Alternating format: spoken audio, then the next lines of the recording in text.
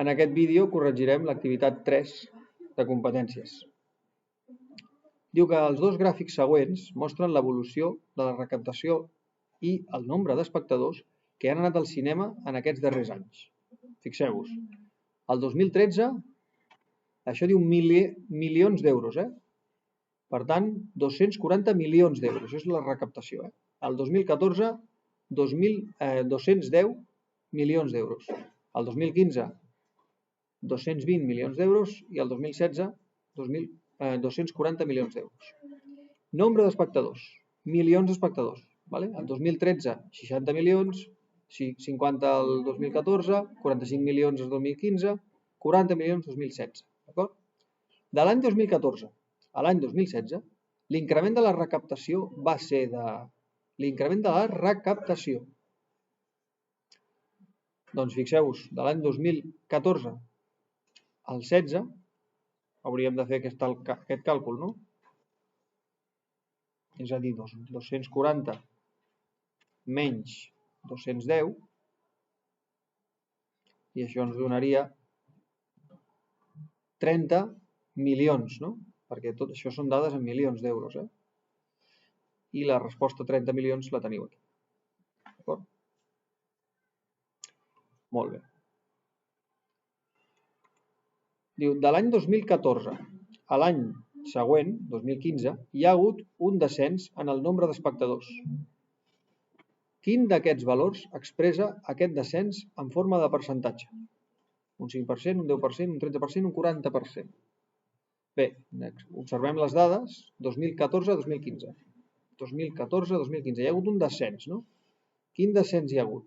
Si això representa el 100%, d'acord? Si el 50 representa el 100%, quan és el 45%? D'acord? I podem fer això.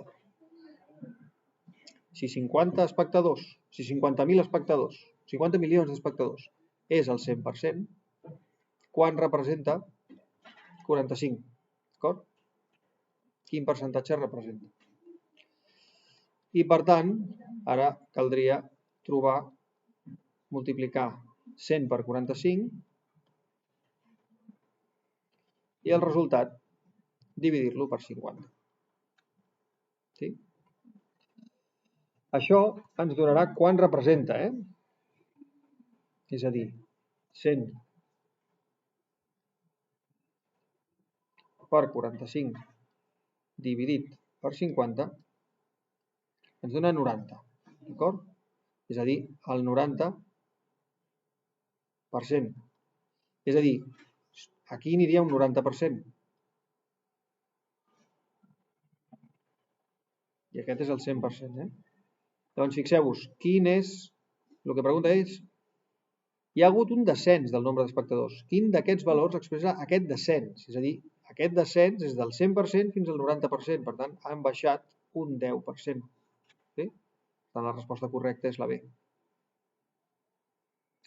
Quant costava de mitjana una entrada al cinema l'any 2014? Per fer això hem de mirar les dades. L'any 2014 van recaptar 210 milions d'euros i van anar-hi 50 milions d'espectadors. Per tant, simplement és 210 entre 50. Sí? Si fem aquesta 210 entre 50, perquè els milions es cancel·larien, sí? Doncs això ens dona 210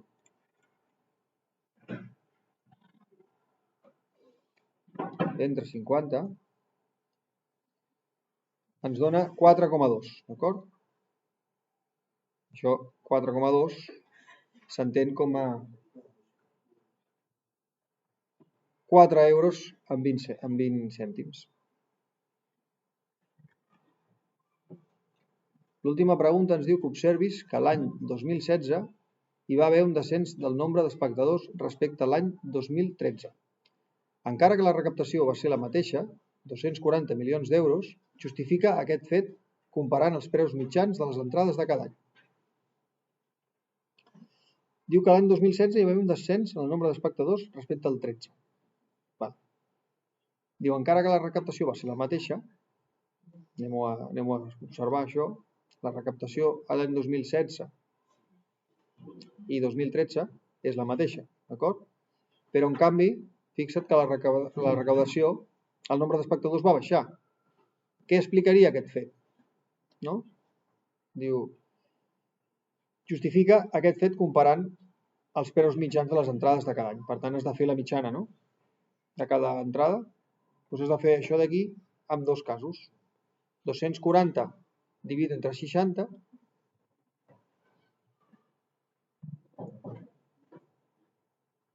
i això és l'any 2016, Anem-ho a fer bé. El 2014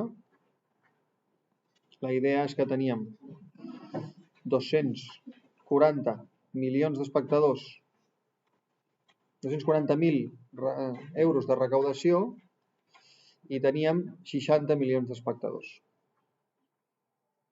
I l'any 2016 teníem 240 milions de recaptació, però 40 milions d'espectadors.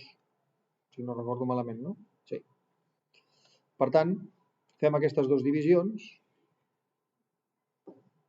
Són 240 dividit per 60, 4.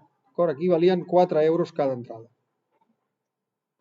I en canvi aquí, 240 dividit per 40, val 6 euros. Per tant, tot i que l'explicació és la següent, l'augment de preu de les entrades ha estat de més 2 euros, per així mantenir els beneficis, tot i la baixada d'afluència. I fins aquí el vídeo, espero haver-vos ajudat.